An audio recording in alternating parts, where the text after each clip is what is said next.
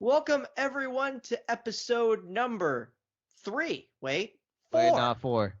4 of Polar Opposites. Hello everyone, I'm Spencer Byers alongside Kajan, Thiruthanikasalam, and I'll make sure I say it Prop, again prop. for effect, Kajan, Thiruthanikasalam, Cage. I almost messed up at the beginning before I cuss immediately for the first time ever on the Outrage Inc. My goodness, Who would I'm have all thought over it the would have place. been you cussing first and not me?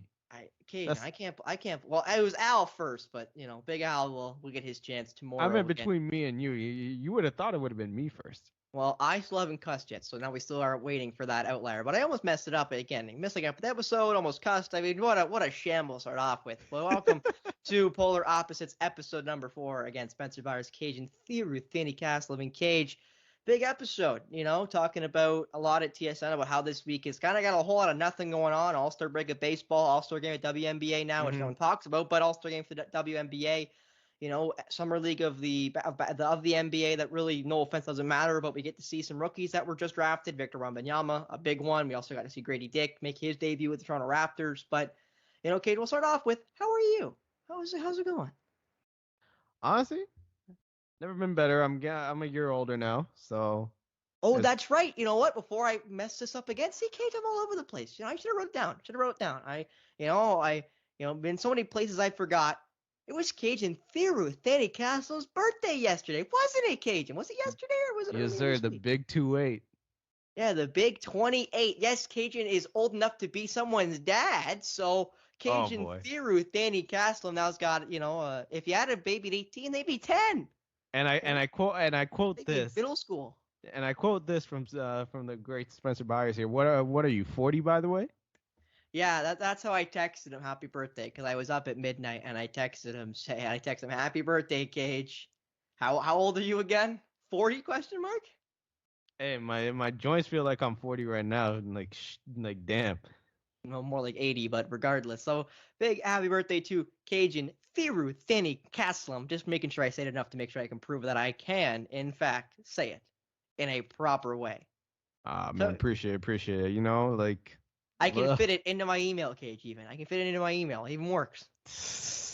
I And mean, that's just to upset you, Cage. every, That's just to upset you. hey, life's been giving me blessings as of late, so I can't really complain. Oh, you always can complain, but regardless, the guy who can't complain, well, maybe NBA fans can complain, Cage. We'll now jump into the actual reason why you're here, I hope. Hmm. The summer league has officially started since our last episode, and Victor Wembanyama, after having, I believe, only 9 points, 2 for 13 from the field in his first summer league game for the San Antonio Spurs, he drops 27 and 9. 27 points, 9 rebounds, I think 3 blocks in both his first and second game in the summer league, and finally lives up to that just ridiculous, so insurmountable amount of hype that he's been under. And also to mention that San Antonio has deactivated him for the rest of summer league, which I think is smart. But we'll get your analysis, Cage, for the first 2 games of Victor Wembanyama's NBA career, which again, summer league, these games don't count, they're just preseason, but still, the first time North American fans have been able to actually see him in person on TV. What were your takeaways of Victor Wembanyama's first 2 games for the San Antonio Spurs? He won't wow people right off the gate. Um, and the hype surrounding Wembanyama heading into him eventually being drafted first overall by the San Antonio Spurs was absolutely insane, bordering on LeBron levels back when he dazzled at St. Vincent St. Mary's and was on every Slam magazine cover. There's a ton of pressure being put on him. Now the thing that was always going to be a constant with him was his defense, was his shot blocking, and to a degree his rebounding. But but the offense wise, it's gonna take some time to get there.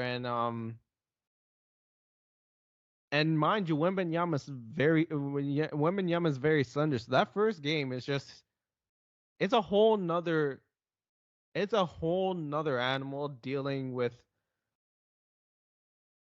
the NBA and its level of physicality compared to overseas.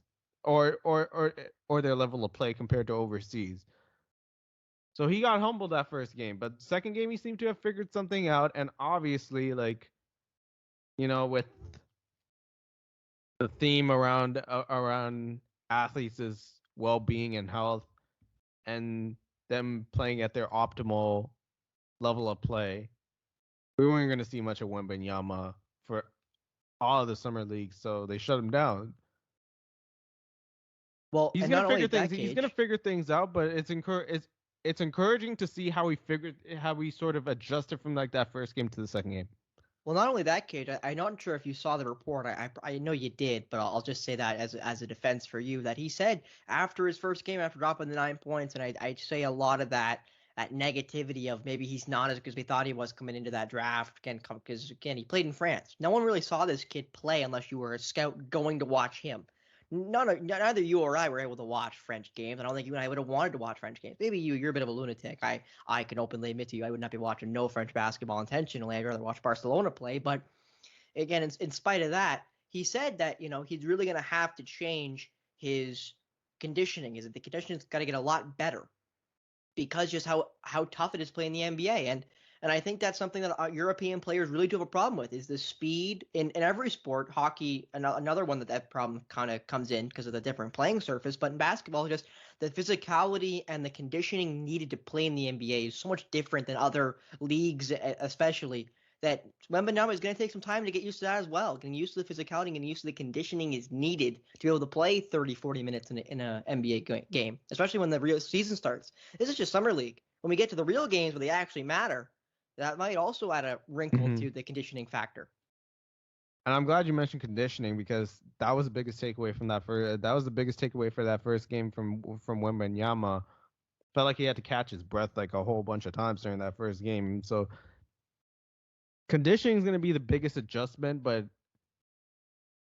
he there this is the best ever situation he could be put in terms of like a franchise being drafted to the San Antonio Spurs and being under the tutelage of head coach Greg Popovich, who signed a 5-year contract to stay on as the head coach for the Spurs. I'm convinced this man will go to the grave while coaching. Well, at this Because point, it seems like he's going to have to because I want to mention here, Cage. I don't know if you had a chance to touch on it, but he signed a brand new 5-year, $80 million contract extension. So he is there to stay in San Antonio. You would have thought maybe, he is getting long in the tooth. Maybe he is going to retire. One of the younger guys kind of bring up Wembanyama, but obviously the Spurs are like, no, no, no, no, none of that noise. We want Pop to have his fingerprints on this young man, just like he did with the Admiral David Robinson, just like he had with Tim Duncan, just like he had with Tony Parker, Manu Ginobili. They really want Popovich to mold this kid, and I want to see how it works, Cage, because people do talk bad about Popovich because of how bad the Spurs have been in the last 5 years, since Duncan retired. But I want to mm-hmm. see if he can really show his development chops with how good Wembanyama can be under Pop in the next 2 to 3 years. And I think this is going to be his biggest test this is going to be Pop's biggest test because Duncan coming out of Wake Forest was a proven product. Yeah, people knew what you were getting Yeah. with Tim Duncan. And no But offense, and that's no offense to Pop, because again, Pop won a bunch of rings with him, right? So that is up to Pop's doing in the development of guys like Tony Parker and Manu Ginobili. and with Tony Parker, he was a late first round pick. Ginobili was a late second round pick. So there weren't really expectations surrounding Parker and Ginobili. So there wasn't really pressure in terms of those two. With Wembanyama, it's a whole nother different animal because not only of his physical attributes, but also with the hype that comes from social media and the fact that you're 7'3", 7'4", and handling the ball like you are with guard like skills. So it's gonna be really interesting to see how Pop gets Wembanyama into his sweet spots and to enable him to be the best to be the best version of himself. This probably might And I might be crazy for saying this. This might be Popovich's greatest challenge as a coach yet. Well, and you know what, Kate? I think that's a hot take, and here's why. And I do think you'll elaborate when I finish my point. That it's going to be because how many guys are like him? Like we talk about comparisons in every sport. I don't really like comparisons, but in some particular points they're important, right? When you try to pick out a kid and say, okay, what's he going to be in 5, 10 years? You know, when you say that guy looks like this player, that guy looks like that player, like comparing. I'm trying to think of an example here. Maybe him to KD or something like Wembanyama compared to KD. But the problem is with Wembanyama, we never seen someone like this kid before. He's 7'4" without shoes. I think he's 7'3.5" without shoes on. He has shot particularly well from three. He is horribly athletic. He's really thin like KD, but he's so much taller. He has post moves. He's great rim protector. Unlike KD, he's a great rim protector, even with how slender he is. Like, we don't have an archetype for this kid. So what he's going to be is whatever he is able to do plus what Popovich allows him to do, right? So we'll see if maybe that old mindset coaching affects him as well. But more importantly, because this kid has no archetype, there's nothing to mimic. There's nothing you can just say, like, Shaq talks about, but other centers as well, particularly talk about, I take this from Kareem, take this from Ewing, take this from Olajuwon, even, take this from Shaq, right? What's Wembanyama going to take? Like, there's no one like him. There's no 7+ footer that can shoot like that, can dribble like that, can get to the rim like that, can rim protect like that. Like, what position is he going to play? Like, he's one of the only guys you can genuinely say, Cage, at his height, can play 1 through 5. Yeah. Like, LeBron can, but no, he can't play center. Like, he's not big enough to play center. He probably could. Against a good enough center, he'll be exposed. Exactly. This kid can play point guard, shooting guard, small forward, power forward, and center, and be able to switch everything on the defensive end, can shoot the three ball, can pass, can dribble, can get to the lane, can post up. Like, I know I'm saying... Unlike a certain delusional NBA player. We'll get into Cat, that absolute moron, later, but, with Wemby, it's so hard because, you think about Popovich and how many good players he's had under him and how many players he's been able to get the best out of. Again, Tony Parker and Manu specifically. But, who's he going to say to this kid, I want you to be like them, right? It's literally going to be, can Pop look at this guy and say, okay, I don't want you to be anybody. I want you to be you, and let him kind of mold his own game. I think the sky would be the limit if that's the case. Exactly, right? That's the thing is if Pop allows him to be, that style of player where he just allows him to be him, the sky could be the limit. But I don't even think it's that. I think he could touch the stars of the Milky Way galaxy if that's the case. Yeah, like, and I know you and I are talking about him like he's the second coming of God. But the reality is with this kid, like, even with a guy like Connor Bedard, who people talk about in the NHL as the next Connor McDavid, the next Sidney Crosby, the next Wayne Gretzky, even, right? There's comparisons for that kid's game. There's comparisons. He's a small, really good shooter, can win faceoffs, might need to move to the wing because of the size problem, but hasn't faced that problem yet. So maybe they will be able to keep him at center. But there's no really player comparison for Wembanyama. Sure, he can take a bit of KD. Sure, he can take a bit of like St. Anthony Davis on the defensive end. But there's no really set solid player comparison for him, and he's just a different breed. Yeah, and I mean that in the best way, is that there's literally a guy you can't compare him to, because no matter who you compare him to, you're wrong. Like, oh, he's KD. No, he's not. He's 4 inches taller than KD, and he can no offense, he can probably dribble better than KD coming out of Texas because he's a point guard. He played basically point guard in France, right? Like, there just isn't a straight line. Like, okay, this kid archetypes like him. There isn't one. There isn't that style. And I really hope for this kid's sake, Cage, that Pop is able to get out of that older mindset that coaches really do like to fall into nowadays and let him be him. Because if, and again, big if, Pop allows that to happen, we could see easily the greatest player of all time. And I mean that genuinely. Like, if this kid has so many tools in that toolbox, and because of how tall he is, we might be able to see somebody that we've never seen before and may never see again. Absolutely. And one more thing before we move off Wembanyama, because when you started talking about Wemby, I saw a tweet that I was actually going to bring up to you before we started, but now it might even be funnier that you're, going to get a chance to react to this Okay. freshly. So over the weekend, I despise Twitter. Now, I'm not on Threads either because I'm not a loser, but I don't like Threads. I don't like Twitter. No offense to Threads either. Again, don't use it, don't care. But I do not use Twitter. I think Twitter's a garbage platform, and I don't use it.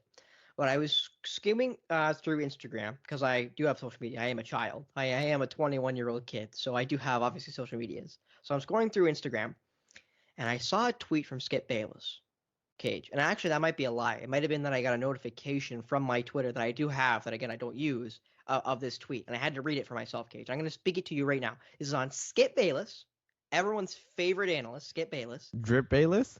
This is on Skip Bayless's official Twitter account. Now, Skip Bayless has 3.2 million followers, doesn't follow anyone, but has 3.2 million followers on Twitter. Okay, one of the most well-known sports figures in all of television, one of the icons, if you will, of what you and I want to do. On his official Twitter account, after Wembanyama played, this is what he said. And I quote, Skip Bayless said, "More I watch Wemby, more I believe he's a guard wannabe, period. There's a little man trapped in that gigantic frame, like it brings the ball up, likes to bring the ball up, go between the legs, put dribble moves on defenders, defend smaller players on the perimeter, more finesse than force, ... for now."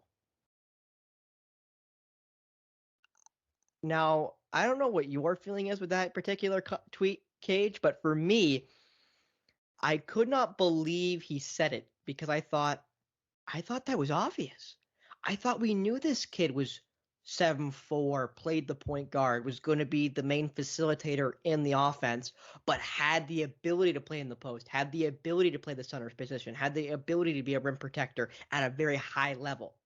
I didn't know that people thought he was going to play center. I didn't know that was the expectation. I thought we all thought this kid was going to break the NBA and play 7'4" point guard and have literally no matchup. There's no one who can guard him on the floor because he's too big for guards and he's too fast for centers. No one can guard him. Like, I just don't know where Skip thought that was a smart thing to say.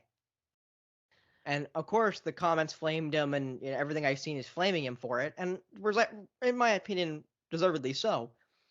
But I don't get it. Like, I don't know if I can't tell if that's a criticism of something we already kind of knew. Like, I don't really, and I think guard wannabe is a negative connotation of saying he's a really good ball handler, really good passer, but still, what's your feeling on that particular comment from Skip Bayless, better known as Skip Bayless, if you're hanging out with Little Wayne? Why am I not surprised? Skip makes his money off of outlandish takes.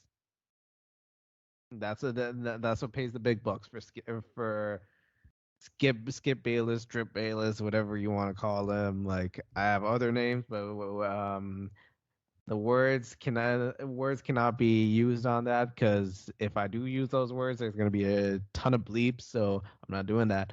But it doesn't surprise me. He likes hot takes. We all love hot takes, but he's on a whole nother level. The one thing that I will say that sort of makes sense in what he said is more finesse than force for now. But he's also a rookie, for crying out loud. He's also he's literally played 2 summer league games. He's played 2 summer league games. He's been in North America for less than a month. Like, so that force will eventually come once he gets accustomed to the rigors of the NBA. Like, obviously you're not going to see it now, but like I said, like we mentioned before, like, we haven't really seen someone like Wembanyama before. He's just a whole nother. He's just one of one. He's a whole nother different breed. So a little man trapped in that gigantic frame, I'm like, that's just borderline. It doesn't surprise me, but it's also borderline disrespectful. Well, no, or not even borderline, disrespectful. Because like guard wannabe, like, you can say that point of saying you think that he plays too much of a perimeter game without saying he's a guard wannabe. Yeah, there's different ways of saying it. It's just such a negative connotation to a guy that, again, as we keep talking about, is one of one. There is not someone like him. There's someone to compare him to. There is no guy, even Nikola Jokic, is 5 inches smaller. Like, we cannot compare them. They're not comparable. And no offense to Nikola, this kid's way more athletic. This kid's got way more jump, way more bounce. Mm-hmm. Like, there isn't someone to compare him to. So to say he's a guard wannabe and he's a little boy starts sucking a gigantic body, like, that's just, it's ridiculous. See, my only concern with Wembanyama, like, over like the course of what I hope would be a lengthy NBA career, is how is his body going to hold up against the NBA? Will he put some muscle onto that frame, or will he go about it will his career go about it the way, say, someone like Kristaps Porzingis? Because I think for me that's the biggest concern for Wembanyama, not the fact that he plays a perimeter oriented game, because that's his play style, and he can also post and he can also post up and dominate on both ends of the floor. My question is, how will his body hold up? Because the way that it is right now, it will not. Well, see, I can tell you that from the reports I've read of their rep team, they don't plan to add a bunch of weight to him. They plan to just get his cardio for the NBA, but they don't want to add a bunch of weight because he's always played like this. And I'm okay with that, because guys like KD have succeeded with that slender build. Mm-hmm. And he is just so damn tall that if you want to guard him in the post, go ahead, but he's going to shoot over you. Right? And I'm not saying that this guy can't just play center, because he obviously could, and he could be a great center. But I'll go as far as to say, as a guy who would love to coach, why would you pigeonhole him into a position that least affects the game in today's NBA? And not only that, why would you pigeonhole him into forcing him to be something that is disadvantageous for him and your team? Like, why limit yourself and just say he's going to be a center? Like, he's a guard wannabe? No. He's a guy who can play literally any position on the floor. He is the definition of positionless. That's what he is. So why would you force him to be something that not only makes him way more off the ball when he's a great handler of the ball and great passer and great shooter, and force him into the post and play against guys like Rudy Gobert and Clint Capella? Like, what a waste of time. And Joel Embiid, what a waste of time. I think eventually to prolong his career, he's gonna have to do that, though. Well, maybe, but that's a problem for another day, Cage. We're not talking about, injury. Like, I understand you bringing up the point, and it's a fair point that maybe injuries will derail some things, and that might happen. But that's something you and I can't control. So the reality is with his skill set, with his potential, with his size, with his athleticism, what could he be? And the answer is, the sky's the bloody limit. There is no answer to those questions, because we don't know. Because there's nothing you and I can point to and say, well, he could be that. Well, I don't know. I've never seen a guy who's 7'3.5" without shoes on that can shoot, can pass, can dribble, can get to the post, can rim protect. Like, I don't know. Like, he can play point guard, he can play center. Like, I don't know. Whatever. Honestly, Wembanyama, and I said this a couple times with kids at way lower levels, Wembanyama is going to be limited by the imagination of his coach. That's what Wembanyama is going to be limited by. It's not going to be his talent, because Wembanyama can do anything right now. Right now, you could put him in any position, and he could be at least average to an adequate level at that position.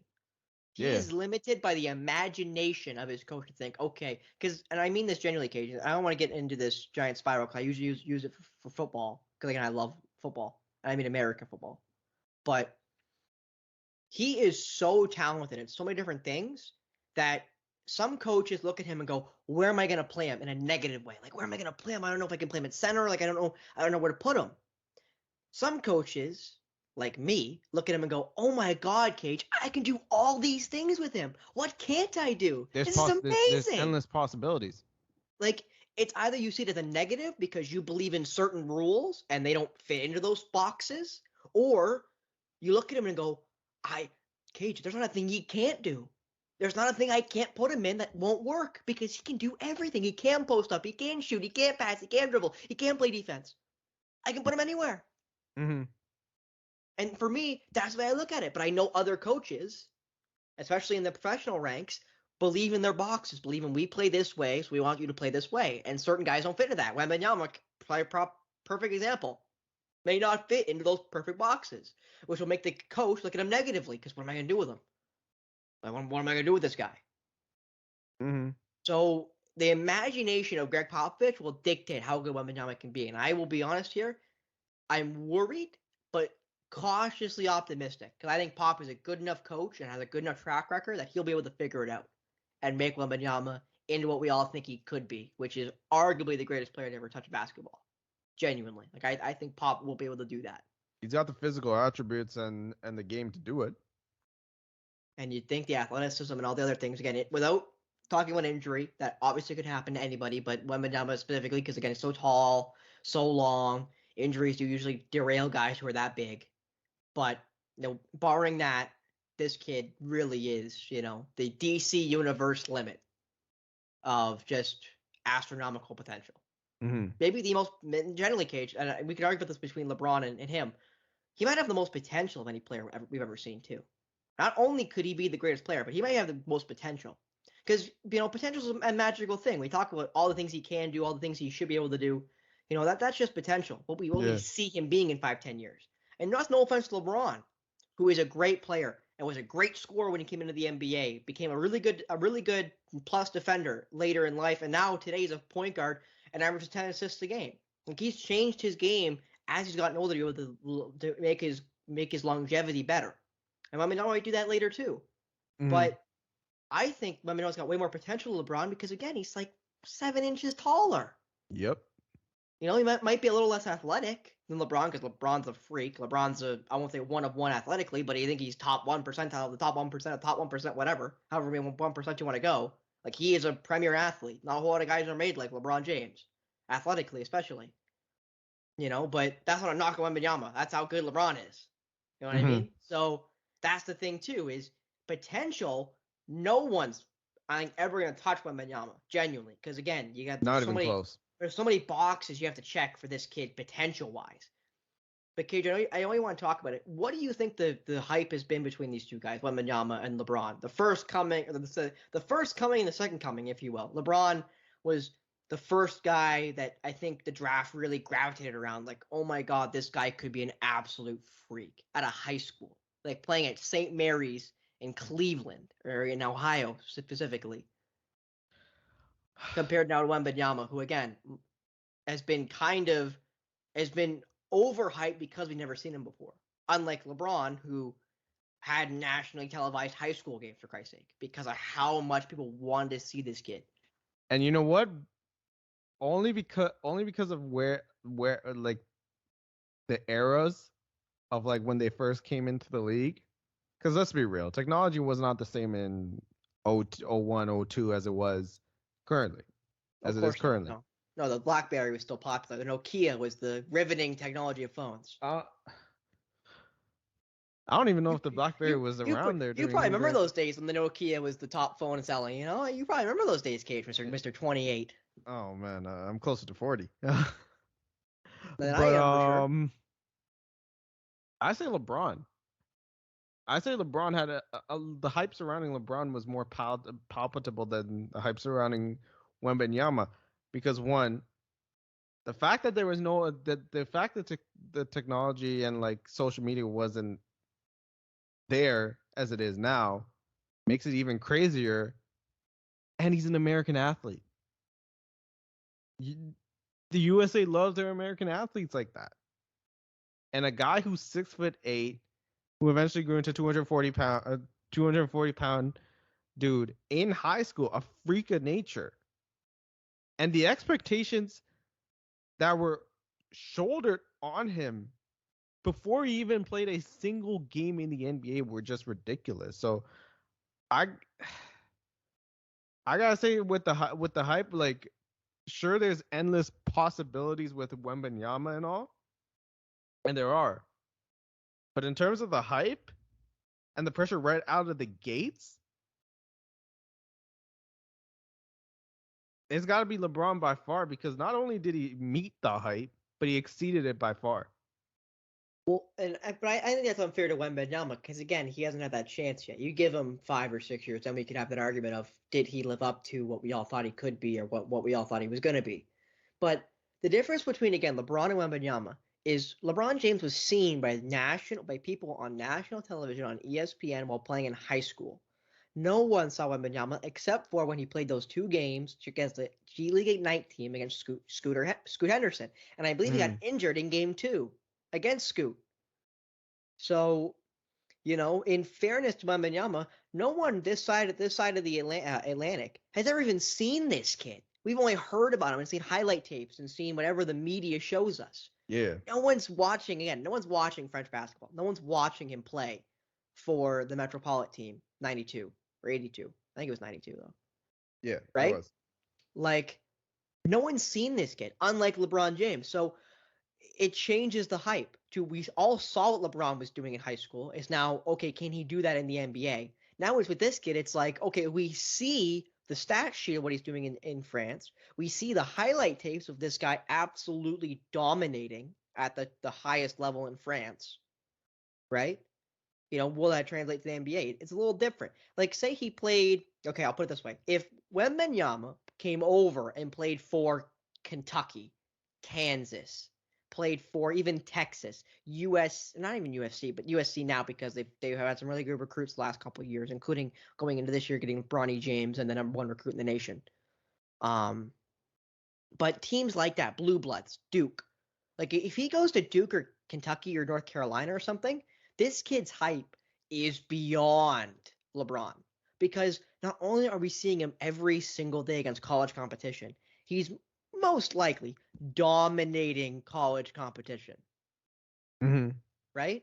Yeah. Like, I think, again, that's just the difference, is if he was on this side of the Atlantic for the last year, the hype wouldn't be comparable. But because he was on the other side of the world, out of sight, out of mind, people weren't really thinking about him as much. They had to keep kind of shoveling it into the fan base of, hey, this guy's gonna be great, this guy's gonna be sick, this guy's gonna be, insert all these superlatives here.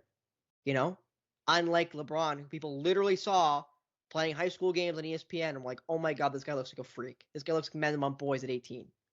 Like, this guy looks gross, right? So I think Wembanyama was, as much as it obviously helped him playing against other men over in Europe, because Doncic had the same problem. Luka came over and we didn't know what people were getting. You never really know with European talent because the game is different over in Europe compared to here in North America. I'd argue it's more fluid and better. Well, it's also more physical, mm-hmm. right? And Luka Doncic openly admits that it was more physical. It was more physically demanding to play in the Euro League than it was to play here in North America. But with that in mind, that exactly exacerbates the point of you don't know what you're getting. And Luka Doncic has exceeded expectations to the utmost degree coming out of Real Madrid in Spain, right? Mm-hmm. So who knows if Wembanyama can even, I won't say exceed, because I don't think there's such a thing as exceeding being called the greatest player ever, but regardless of that, we don't know what we're getting in a European kid like Wembanyama. And again, without the archetype, it makes it even harder to go, okay, what's this kid going to be in 10 years? I have no idea. This kid could be LeBron James point V10, V12, or he's going to be, Greg Oden, who had all the talent in the world, but injuries just took it away. Which I hope, again, I think you and I will admit, we hope that doesn't happen for his sake and for the fans' sake. Mm-hmm. But that's a reality. But no, I think this kid got disservice not playing in North America because, again, he plays, even if it's an Ignite team, if him and Scoot played together, Jesus, but, played in North America and had a chance to let people see him, sky would have been the limit for this kid, hype-wise. And it opens up a whole nother pathway to, like, international fan bases supporting the NBA too, because, like, damn, like, coming out, like, there's been an international explosion of NBA talent, and then you get someone like Victor Wembanyama, who, like, if he does meet the hype and exceed the hype, that'll be insane. That'll be insane because arguably the best player in the league right now, and some people might disagree with me on this, is an international player. In my opinion, Nikola Jokic. And as good as Jokic is, he doesn't have the same physical attributes that Wembanyama does. Well, So again, when Wembanyama meets or exceeds that hype, oh man, the NBA is gonna be like the NBA is already a more good basketball is a global sport as it is. It it will may just become skyrocket. normal. It's kind of like when Yao Ming came into the NBA and they had the China explosion, which exploded revenues, exploded everything because again China is so big with the billion people it's got.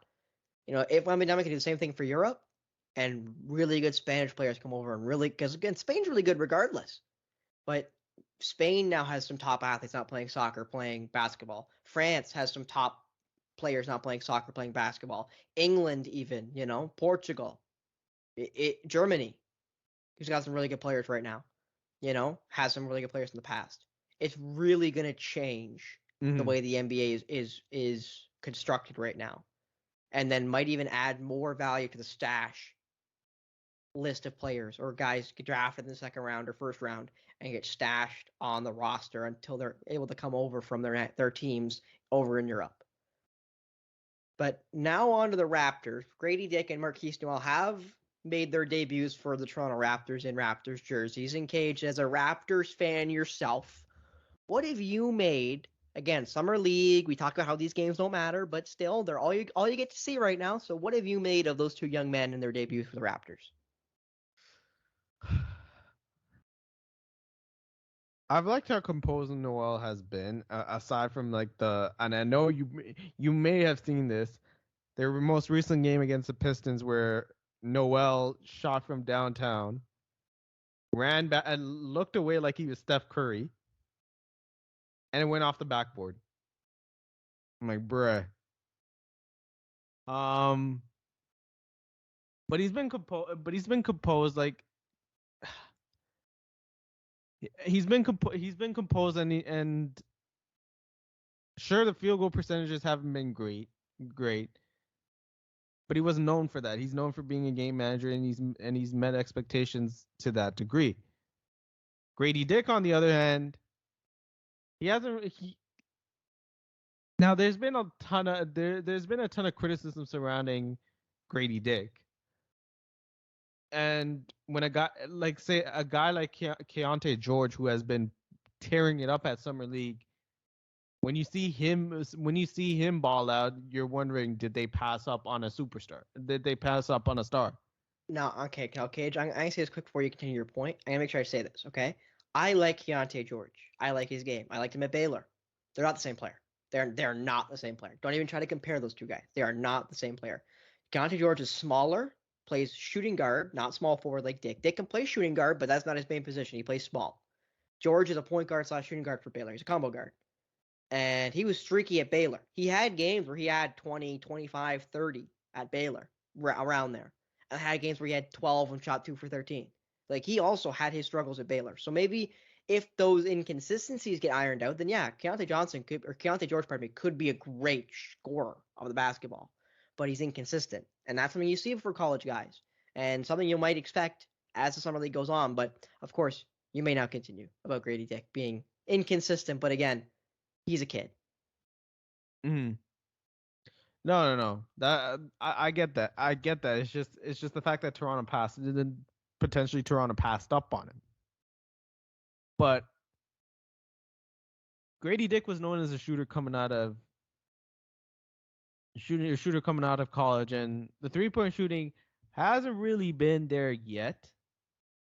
Now, mind you, him and Noel are sitting out today's Raptors game against the Nets, against the Brooklyn Nets, and his absence not injury related.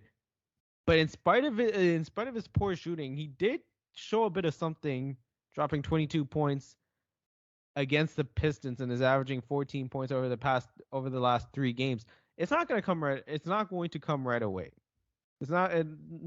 Success isn't going to come right away to these guys. The Raptors are in a transition period, like an interesting period. Will they retool? Will they rebuild? There's that whole situation surrounding Pascal Siakam of, are they going to trade him? Is he going to sign an extension? Like, there's just a ton of unknowns. There's just a ton of unknowns surrounding this Raptors team, and it is very concerning. And it is very concerning. But summer league to me is not the be all end all for these two rookies. And quite frankly, this might actually work out better for Grady Dick and Marquise Noel, because in the situation of Noel, you got an opportunity to be an impactful player and potentially play big minutes in the Raptors organization with Fred VanVleet out of the picture, or as I like to call him, Aubrey VanVleet, because the man looks like Drake. And for Grady Dick, he provides something that the Raptors desperately need, which is shooting. So they're going to have opportunities, and a couple of subpar summer league games isn't going to diminish that. Well, not only that, Cage, isn't going to diminish that. Let's also, before my mic goes out, before we ostracize these poor kids, for maybe not great performances. Grady Dick, hasn't shot the rock particularly well, but he had 22 in a summer league game against Detroit. Shot 2 for 10 from 3, but still 22, led the team. They only lost by 4, right? Mm-hmm. And then you go on to other games where Marquise Noel has, he had a game. I believe it was against Chicago. As I go through the box scores, yeah, it was Chicago. He had 17 points. Did Marquise Noel, shot 4 for 6 from 3. So you see it, right, Cage? You see what could be. No, they're not finished products, but you shouldn't expect them to be finished products. You know what I mean? Like, I feel like it's a failure expectation. Like, yeah, we all know Grady Dick can shoot. He hasn't shot well yet, but that's a yet. That's not like, oh, maybe he won't. No. That's yet. The kid shot 40% from 3 in Kansas. That's a yet. Like, he's going to be a half decent 3-point shooter at the very least. That's the minimum. You just got to give him time to get used to it. You're throwing all these young guys together who have never played together, be like, hey, go figure it out. Mm-hmm. Right? Like, that is an unfair expectation. And not only that, the Raptors have a new head coach. Darko Rajakovic, right? I believe Yep. I got close. But regardless, Rajakovic. So, new coach, bunch of young guys. Like, I don't think he's actually a coach in the summer league team. I usually send an assistant or what have you. But still, new system, new team, new bunch of guys trying to figure it out together.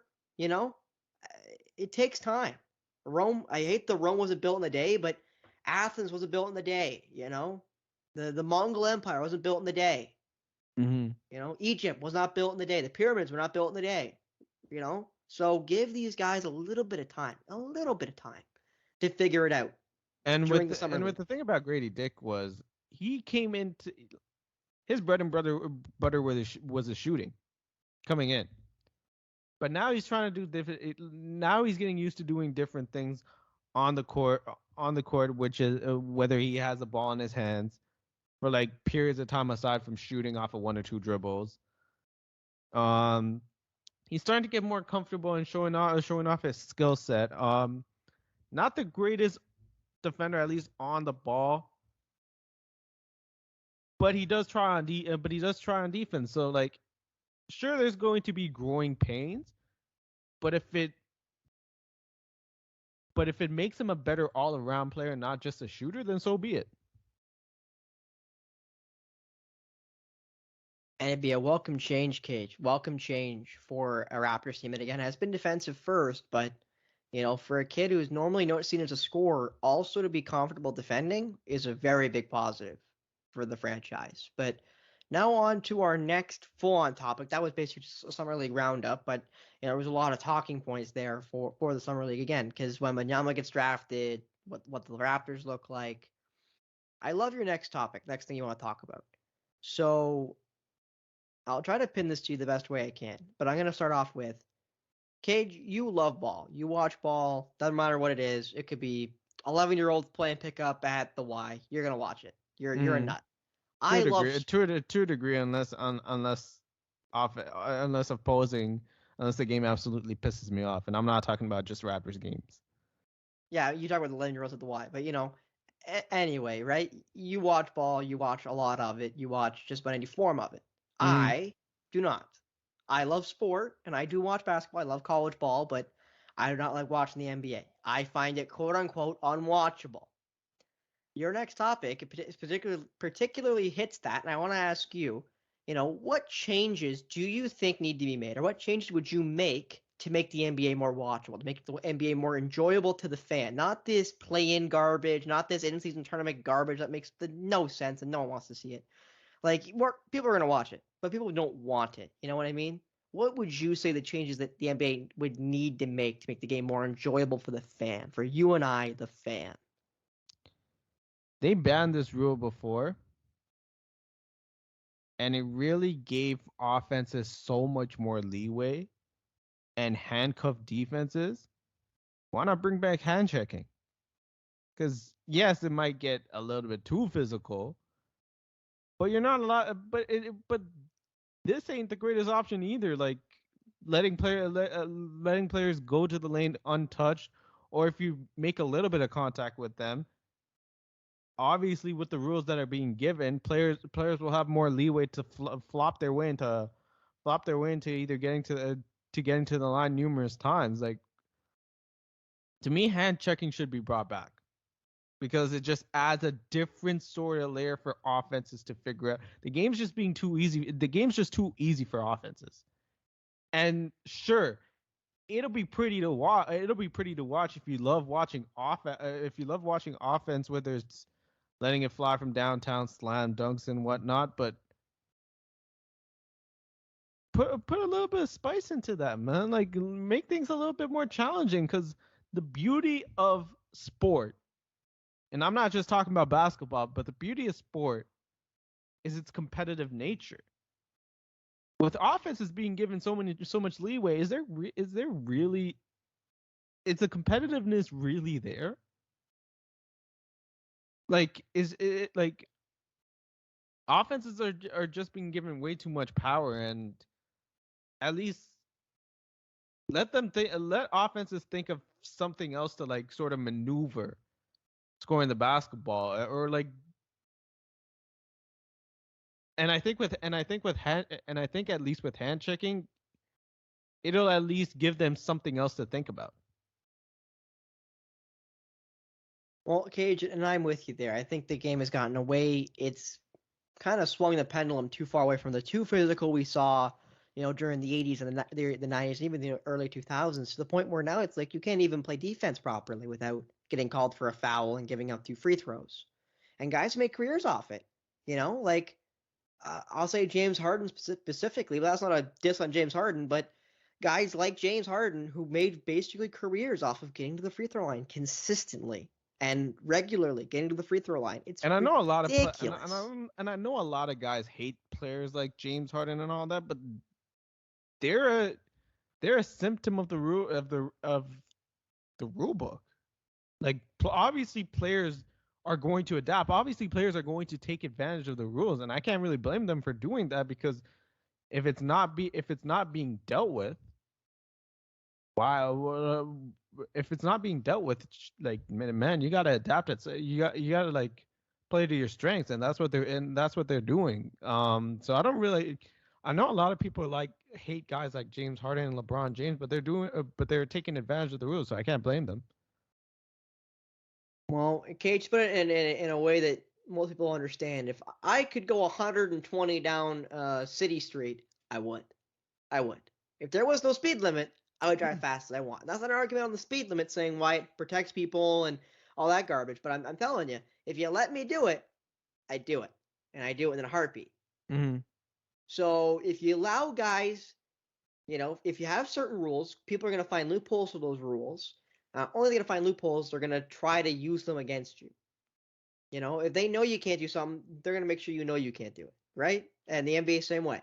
Is if I know the offensive player can do something the defensive player can't stop, then why would I not do it? Mm-hmm. Right? Why would I not do that? That doesn't make any sense. So, I don't think any person should discount an athlete because they're just taking the rule set they're playing with and using it to their best advantage. That's not right. You're right. That's not fair to the athlete.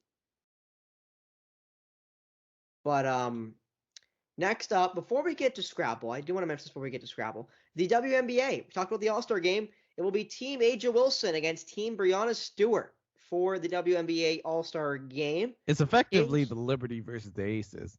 well, yeah, but they're the two best teams in the WNBA. No offense to Connecticut Sun. So, Cage, who do you got? Do you like Team Stewart? Do you like Team Wilson? And no offense, basically it's Team A.J. Wilson and those Las Vegas Aces versus Team Stewart and her New York Liberty. So, who do you got in the All-Star game for the WNBA? Honestly, with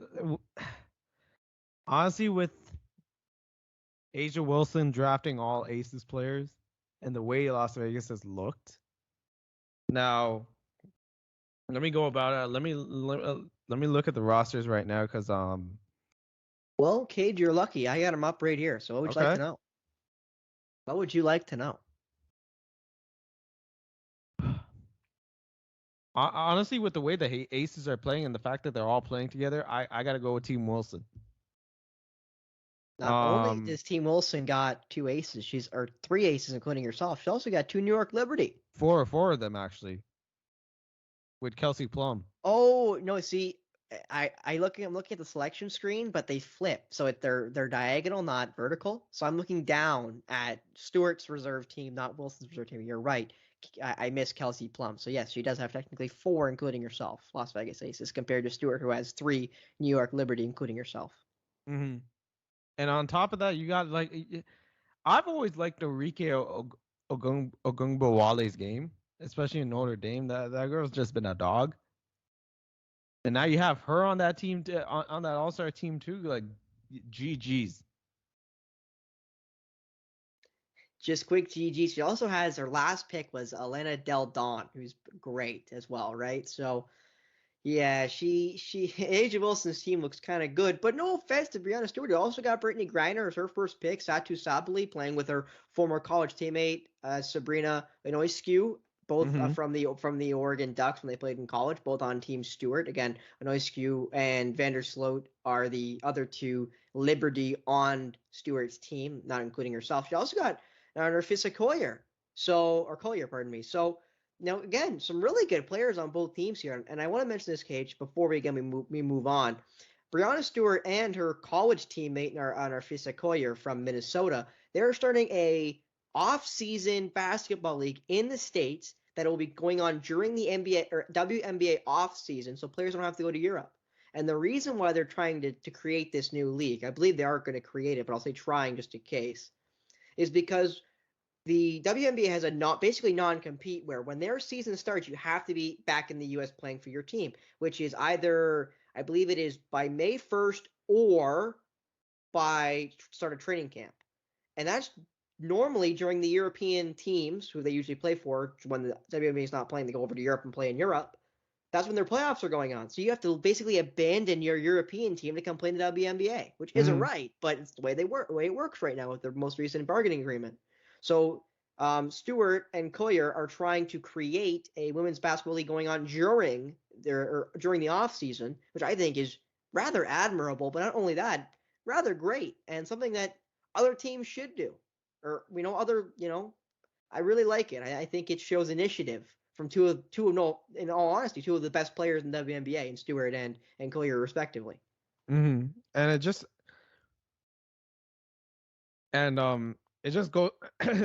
goes back to like when I was there earlier at Humber College watching Hoop Queens. It just reminds me of that. I'm like, all the power to them. Like, it just brings about a whole nother, like, you can bring a whole nother different audience to the game of women's basketball by doing this too, and it keeps athletes, like you said, within North America, so that they can also get some money and grow the game of women's basketball. It's just great to see. It's a great continuation. Now, I'm a little short on Scrabble right now, Cage. I only got two names, so I think we're just gonna do it now to get it out of the way. But I got two names. All right. All right. So right now you've only ever missed one. You missed my boy Tubelis out of Arizona signing his two-way contract. So only one you've missed. I believe you're technically doing the quick math. 10 for 11. 10 for 11. There you go. See, Cage remembers. I don't know if I wrote it down. I think I did, but you know what? Cage deleted it like an absolute bellend. 90.9%. Oh yeah, okay. You keep writing down your percentages. Hopefully, I make you miss one today. I don't think I will, but again, I only got 2 names, so we'll start up with the easy one. Then we'll go to the one you might not get. So Okay. the easy one is you got your pen and paper ready. Yep. V B U A E L. Wait. Say that again. V B U A E L. EL.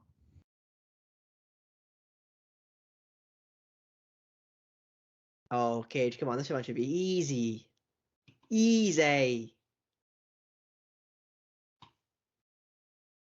I wrote this down right? VBUAEL. Yep. That is it. There's no way you don't get this one, Cage. Come on.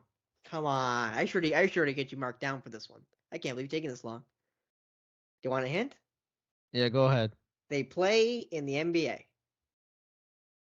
They play in the NBA. Not only that, they play in the Eastern Conference of the NBA.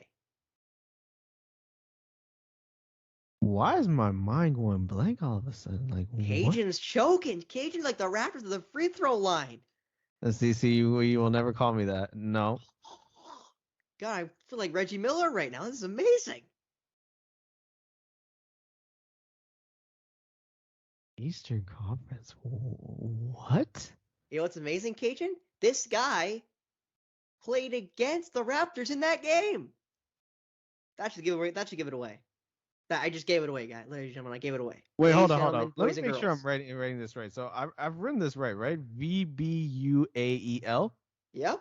All right, wait. I added a letter. I thought I messed you up. Yep. Yeah, I added a letter. So I do feel kind of bad now for misdissing you, but no, I don't. So get rid of the B. Get rid of the B? Get rid of the B. And make it an I. An I. Now you should get it. Wait, VIUAEL or VINAEL? Well, I mixed it up anyway, but those are the right letters. Those are the right letters. You're looking at it on the dock, right? Yeah, I am. And I think if you flip the U to an N, and then you'd be right. Oh, Levine. Yeah, it's Jack Levine. Yeah. So as long as I can spell, which we all know I can't. I was like, wait a minute. I'm like, Wait a minute. Wait a second. I was like, you? wait, what? Yeah, I don't know actually how I messed that up that badly. But regardless, it is Zach Levine. Should have went with Dennis Schroeder, but you know what? It's fine. I've heard people call him Schroeder recently, which just makes me want to cry. It's Schroeder time, Dad. Yeah, you and your stupid memes. Okay, now this one I know I spelled right. Make sure I double check myself here. Yeah, it looks right to me. So we're gonna go with it, Cage. All right, you got the doc ready? You got your pen and paper ready? Yep. So we'll count that as a right because I did kind of misspell it because we all know I can't spell. So the way I mix it up is WIEKUGMO.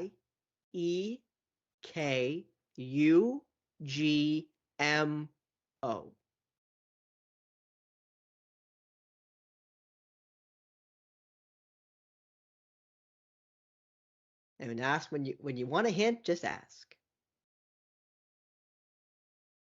All right, go with the hint.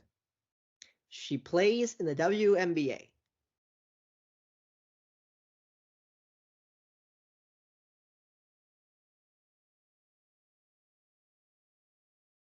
When you're ready for the next hint, just ask. And again, I'll make sure I say I spelled this wait. one Now right. look at the doc here and see if this is actually right. I'll copy it from my notes. I put it under. Don't do this to me right now. Okay. There we go. So there it is below. So that looks identical. Oh, actually, wait. I don't know why the E's there. Let me check. Oh no, I'm right. Yep, that is. I did spell. I use all the letters. Nika Ogmuwike from the Sparks. It is Ogmuwike from the Sparks. She is an all-star, a part of, I believe it was Team Wilson. Nope. I think I'm actually wrong. I think it was Team Stewart. Team Stewart. It was Team Stewart. She was the Sparks representative for Team Stewart, and you are right. So that makes you 12 for 13. Thank goodness I didn't spell that one wrong. I was gonna get very upset at myself because I swear to God I took about 4 looks at that one. Like I got that one right. I swear to God. So that makes you 12 for 13 from the free throw I line of ain't the your Scrabble book. Raptors. You ain't no Raptor just yet. Tubelis is your only blemish on your record. So at least I got you to miss one free throw, thank goodness. So we'll see if I can get a little harder next week. Again, next week's episode should be. I'm just glad DeAndre DeRozan is not anywhere near here. Yeah, yeah, exactly. Hopefully next week I can come up with a little extra, a little harder ones, but I might do a little more prep.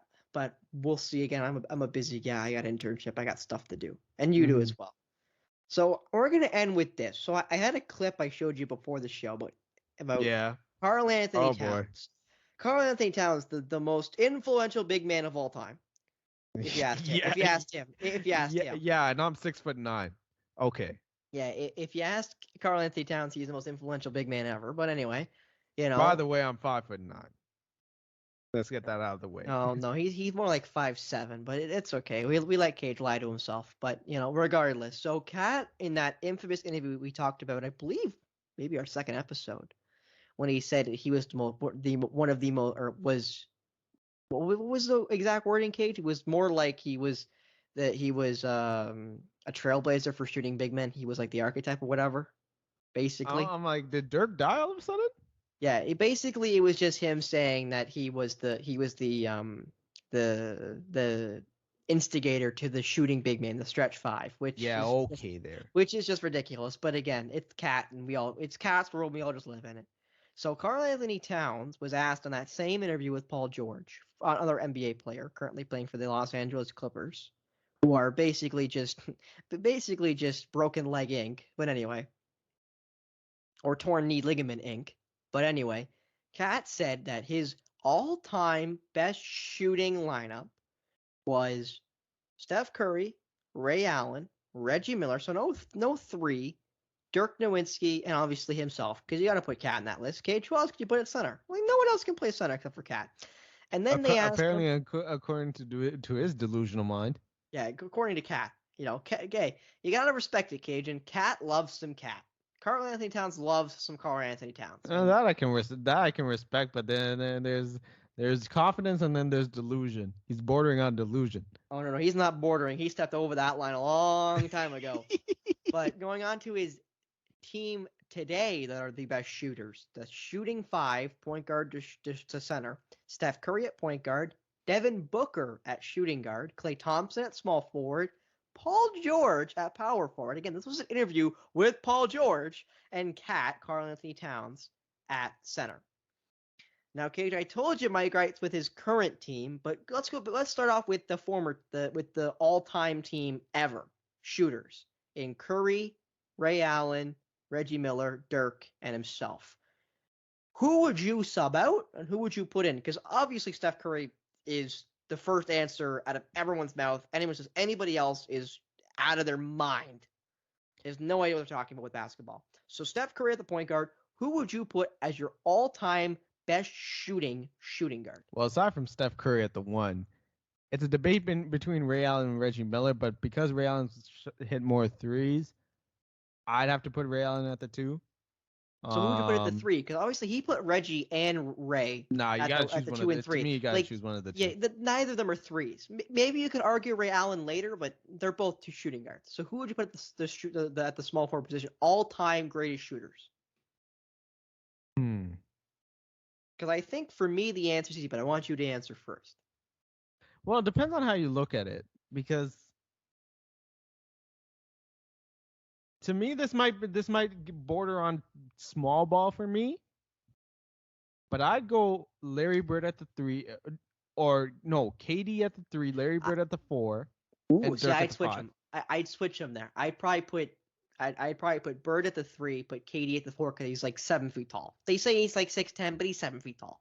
And then Dirk at the 5. But because I was thinking, I immediately thought the answer was Larry Bird at small forward, and then I thought, well, no, probably KD because KD is just so tall and so long and just does everything, just shoots so well that maybe he takes the 3. So we're gonna limit to 1. You either get Larry Bird or Durant at the 3. We're gonna say you pick Durant at the 3. So who's the 4 if you're going to play Dirk at the 5? Is there a 4 you can think of that isn't named Karl-Anthony Towns? Well, do you really consider Dirk a 4 or a 5? Well, I'd say he's a 4, but if you want to play him at the 5, I won't argue with you. But I'm not sure if that changes your answer. Who plays center?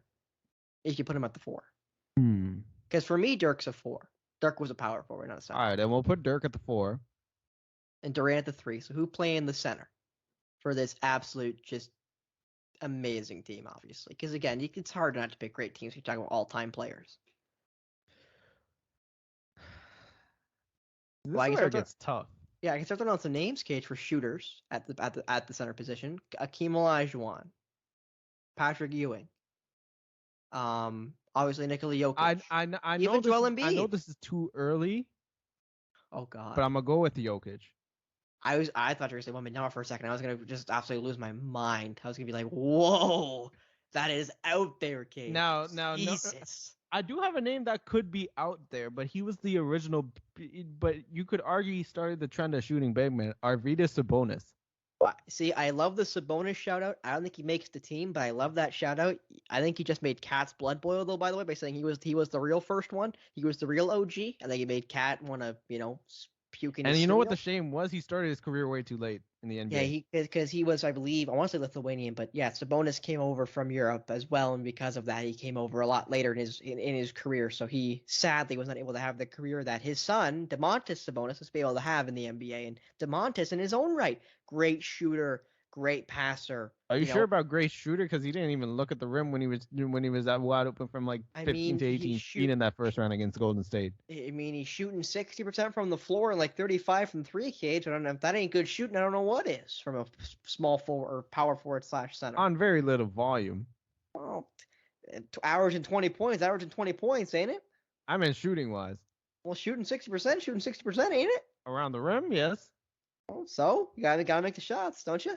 Only can make the shot you take. Hey man, we talking shooters here. Well, and I'm just saying, Domantas Sabonis having a pretty darn good career for. Oh no, he does have a good career thus far. Shooting wise, not as great as his dad though. Well, you give him years to catch up to his dad, then maybe we can have that. We could rehash that argument, Cage. We'll put a pin in that, but.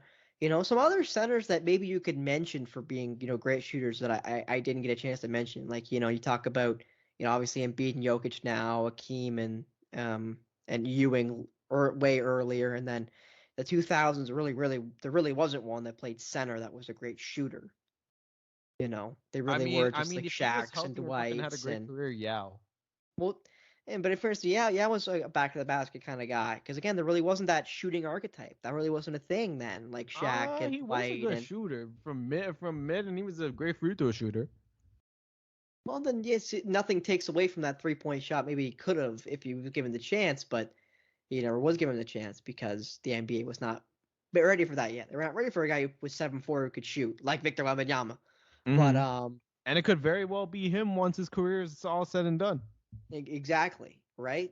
And he's gonna be again a guy where you're like, okay, where do we put him? Because he can play anywhere. So it's kind of like wherever position you don't have filled yet, if you're gonna put him in your all-time team. But now let's go on to the more interesting conversation of who is the greatest current 5 shooters, point guard to center. Again, Steph Curry, easily the point guard of this team. So shooting guard to center, best shooters in the NBA, Kajan. Who do you got at shooting guard? In today's NBA. To me, Steph's 1, Clay is 2. It's okay because OK's playing the shooting guard for you. Yeah. Okay. Devin's a great shooter, but he's not Clay. No, no offense to Devin Booker, but he should not be anywhere near that list. And if we're considering Kevin Durant a 3, we put KD at 3. We'll consider him a 3. We'll give you that, Cajun. We consider him a 3. I would put Jokic at the 5. Well, that's obvious, unless you're putting Embiid there, which I wouldn't, because Embiid's a crybaby, whiny, no good, rotten, stinky center playing for that awful organization. I also want to mention Nikola Jokic shot 38% from 3 this year.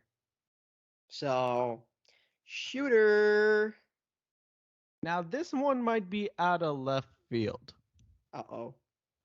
And I don't know if you really consider him a 4. Okay. I like where this is going already. But this is shooters we're talking about. Porzingis? I mean, He I was shoots them thinking, he shoots them well and on volume too. I was kind of worried you were gonna say somebody like, oh, what the name just flash? It just flashed in my brain and it just went away as fast as it came when you talked about guys who maybe don't play the four that are really good shooters. You know, I think Porzingis could get an argument at the four, but I'm just thinking like there's so many guys who like play the four that are like kind of fours but not. You know what I mean? Like Porzingis, like Jeremy Grant. You know, I'm not saying Grant's comparable to Porzingis either, but still, you know what I mean? Like they're that kind of archetype of player. So, I mean, I don't know. I'll be honest, Kate. I'm looking right now through the percentages of guys who take threes. Buddy Hield's shooting 42.5% from three. That's really good. Maxey's shooting almost 34% from three. That's Tyrese Maxey. Mm-hmm. And do you want to know who's second? Last season in 3-point percentage makes 3-point percentage. Do you know who the second highest player was? Because the highest was Luke Kennard, almost 50%. And Luke Kennard's a freak. Luke Kennard is literally a Grady Dick at the base level, just a gunner. He's just a great shooter. That's Who's Grady Dick's second? floor. Who's second? Buddy Hield? No. Buddy Hield is ninth at 0.425. Number two is 0.446, so almost 45% from three. Desmond Bain? No, I don't even see Desmond Bain on the top 25 list. Wait, say that again? I don't even see Desmond Bain on the top 25. He plays in the Eastern Conference, and he's a big. And he's a big. Mike Muscala? No. He plays in the Raptors division. In the Raptors division. Ooh, that's interesting. That's interesting. Currently? Currently. Last season, as of last year, shot almost 45% from three. Second in the league in 3-point percentage. Oh boy, if you're telling me it's Randall. No, it's not a Knickerbocker. He's not. Randall's not even in the top 25 as well. Oh boy, thank goodness. It's someone you clown. It's someone you have clowned before. Somebody I would have clowned before, huh? I clown a lot of people. On this very show, Kajan. On this very show. I believe on this very show. On this very show. So Raptors, no, that's out of the question. Yeah. It's not Pascal Siakam, so it's not nobody on the Raptors. No. Then you have Boston. It can't be Tatum. No, it's not Tatum. Not Tatum. Okay. I thought I almost clicked there for a second. Huh? I thought I almost clicked there for a second. Come on, Cage. I know you got this. So it's not Tatum. It's not Randall. The Nets. Cameron Johnson? No. It's a big. It's a big. Plays center, power forward, big. And well, it's definitely not been the great Ben Simmons. Well, no, of course not the great Ben. He plays point guard. Why is my mind going blank? Who else is in the Atlantic? They wear green. They wear green. It's in Boston. Yep. They would be. Luke Cornett? No. Close, though. Horford?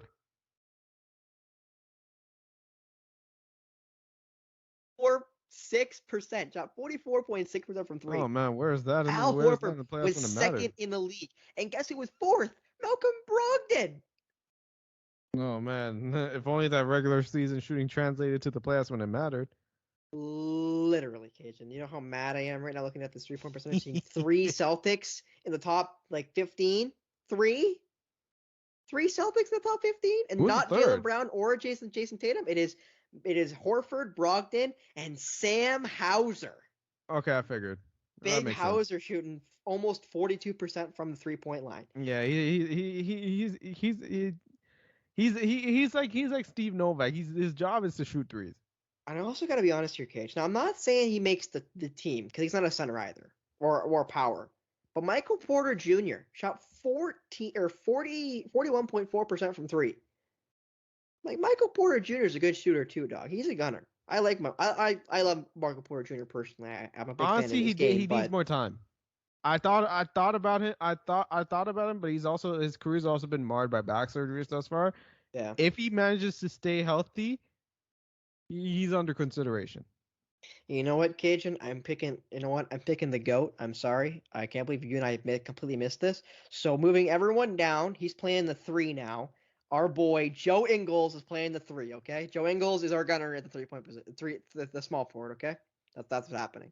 This man said Joe Ingles. I'm Joe crying. Joe Joe Ingles shooting 40.9% from three. Joe Ingles making the team. Okay, I don't know what you're talking about. Oh man, he reminds me of me. Old but can shoot the three, and he's lefty. Oh yeah, you can't shoot. Come on now. I don't know who you're. I don't know who. Oh come I don't on, know who man! you. I don't. I'm a high five you, and then shoot the three on your head I top. don't know Come who on you're now. lying to. I don't know who you're trying to convince of that, but you ain't doing nothing. You ain't making nothing. You ain't doing nothing. Hey, I'll beat you without my glasses. I'm blind as hell. Oh, so am I. God, if we both go without glasses, you and I are absolutely pooped. You and I are gonna get hit by a car. We're Oh gonna be like a man, stray if we cat. were driving, oh boy. Well, see, I can see shapes. I won't be able to read signs, but I can see shapes. I can only see colors, and that's hazy at best. Oh, you know what, Cage? Scratch that. Joe Ingles getting subbed out for Doug McDermott. Dougie McBuckets, Creighton's McBuckets finest. averaging 41.3 shooting 41.3 from 3-point land. And that's the thing too, is when you talk about shooters, like what do you mean? Because like no offense, Luke Kennard shoot on a team like that. Because again, he shot by far the best from three. He shot almost 50%. I mean, like that's where criteria has to come in. But for me, it's like not only is it catch and shoot, but also off the dribble too. Yeah. Because there's a lot of catch and shoot guys. Oh, there's tons of catch and shoot guys. I think we just mentioned half of them right there. They're all catch and shoot guys. Because catching and shooting is important especially if you can't catch and then shoot. But If you can't do the catch part right, then what are you doing? well, then you're every bum on the Detroit Pistons. No offense to my boy Jaden Ivey, Oh who's man, I gross. mean Detroit's not gonna be a bad team come this season. Mind you, if health goes their way. Yeah, but they won 17 games last year. No offense to Yeah, that I also believe they played. got Kate Answer. Cunningham not playing for the majority of that season also played a role. Well, definitely. Cade Cunningham's another one of those guys who's going to be great. I love Jaden Ivey. Killian Hayes might need to go now, but they got I believe they drafted Answer Thompson in the draft. They got Marcus Saucer, who I love. They got James Wiseman in a fleecing trade from the They just signed Warriors. LeBron's UFC opponent to a 4-year, $64 million contract extension. Oh God, who's that? Oh, Isaiah it's Isaiah Stewart. Stewart. That's right. When they had their big scrap, that's right. Isaiah Stewart, the Washington product. But this year in the NBA is gonna be really interesting because so many teams got guys where you're like, that guy could be great. Like, the Rockets, they get Scoot Henderson. The Spurs, they get, Wembanyama. The Pistons, they get Answer Thompson. The Trailblazers, I mentioned Scoot Henderson. The Hornets, they get, oh heavens, I don't actually remember who they drafted. Cage, do you remember Wait, with what? who the Hornets drafted? Leonard Oh, Miller. they Wait, no, Brandon no, no, Miller. no, no. Wait, They got Brandon B Miller. Miller. Yeah, they got B Mill. B Miller. The Magic were also down there. They got Anthony Black, who looks great, and Jet Howard. You've got a team like Houston who adds both Amon Thompson. Leonard Miller started to turn some heads too. Yeah, exactly. Canadian Leonard Miller, starting to be a walking bucket. So, it's like And wasn't he this season should be 33rd interesting. overall by the T Wolves? Yeah, he was a late round pick. He was a ladder pick. Cat think he'd be the best shooter of all time. Hey man, he gotta worry about his own place on the T Wolves. Yeah. Oh God. Not the T-Wolves. Not that absolute bummy organization with the most delusional player in the NBA, not named Dylan Brooks. Not named Dylan Brooks, in fairness. You mean Dillon Brooks, $80 million man, Dillon Brooks? Yeah, that absolute smart guy, eh? The absolute smart guy. I mean, it's brilliant if he gets rid of the antics. Yeah. Oh yeah, he doesn't have Steal antics. steal deal of the offseason. By far, not even close. Well, Cage, before we go, I do want to mention something we're going to talk about next episode. So obviously next episode we're probably going to talk about the WNBA All-Star Game. I think I'm going to go out of my way to watch the AJ Wilson team versus the Breonna Stewart team. Watch the WNBA All-Star Game. I hate All-Star games; they're pointless, but this one could get interesting. I also want to talk about next week the NBA draft. I know it's been a while ago, and we're talking about the guys. We'll probably do some more summer league roundup too, as the summer league comes to an end next week with the championship being awarded. I want to talk about the NBA draft, specifically how garbage the broadcasts are, because they are so unwatchable. As a guy who watches the NFL draft, watches the NHL draft, the way they do trades in the NBA draft is ludicrous, and I want to talk about it next week so we can, hopefully see if we can slowly move this NBA draft into a process of actual. And mind you, with the NBA draft broadcasting process, check this. Checking this. The Finals MVP, the greatest big man in the league right now, Nikola Jokic, got drafted while there was a Taco Bell commercial going on. Just to add to Spencer's point. Mm-hmm. Like, come on now. Yeah. And to quote Spencer here in his tone, what are we doing? What are we doing, Kajan? What are we doing? What are we doing? What are we doing? But no, I want to talk about the NBA draft and the way I hope they fix broadcasting it, because it's so hard to watch. Compared to the NBA draft and the NHL draft. And then I do want to talk about the WNBA and their All-Star game, and then we'll probably keep wrapping up the Summer League, Cage. I think we'll wrap the Summer League, and again, the Scrabble board will be back out next week, when we, try to get through Thiruthanikasalam. And that absolute 17 characters of last name? Yep. 17 characters that can't fit into a work or school email? I can't fit into a work email, can't fit into a school email, can't fit into a school login or a work login. It's one of a kind. It is something to behold, Kajan. Something to behold. Oh man. And I'll say only you, but you are one of the few who get the opportunity to deal with the luxury of having a 17 character last name. 17 characters. 1-7, folks. 1-7, and no, that's not how old he is. You add a couple more. You add 11 to that, and there you are at 2-8. Mister, again, happy birthday to Kajan. Thiruthanikasalam. Appreciate it. 28 going on 40. There you go. 28 going on 40, then going on 50, and then to the grave. Yeah, and then into the pine box. Well, that'll be it here for us on Polar Opposites episode number 4. I messed up the intro. We'll mess up the outro. Episode number 4.